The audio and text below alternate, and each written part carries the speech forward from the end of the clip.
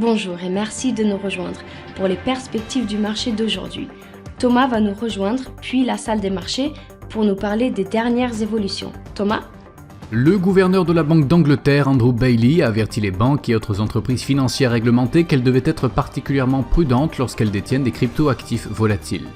Les actions européennes ont clôturé en baisse, les inquiétudes concernant Omicron et la prudence avant les annonces de politique monétaire de pas moins de 4 banques centrales ayant incité les traders à alléger leurs engagements. La Grande-Bretagne a ouvert les candidatures pour son plus grand cycle d'enchères sur les énergies renouvelables à ce jour, offrant 285 millions de livres de financement pour aider à atteindre ses objectifs climatiques. L'action Twitter a chuté de 1,8% lors de la dernière session, l'indicateur ROC donne un signal baissier.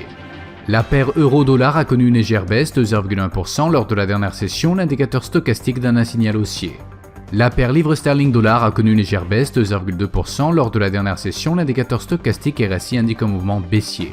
Le dollar australien a chuté de 0,4% par rapport au dollar américain lors de la dernière session, l'indicateur stochastique indique un mouvement baissier. La production industrielle de l'eurozone sera publiée à 10h GMT, le taux ILO de chômage en Grande-Bretagne à 7h GMT, l'indice des prix de la production des États-Unis à 13h30 GMT, l'évolution du nombre de demandeurs d'emploi en Grande-Bretagne sera publiée à 7h GMT, l'indice des prix de la consommation en Finlande à 6h GMT, l'utilisation des capacités du Japon à 4h30 GMT.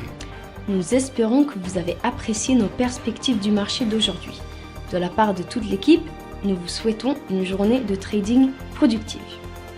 N'oubliez pas de nous rejoindre la prochaine fois pour toutes nos analyses des derniers événements et nouvelles sur les marchés financiers.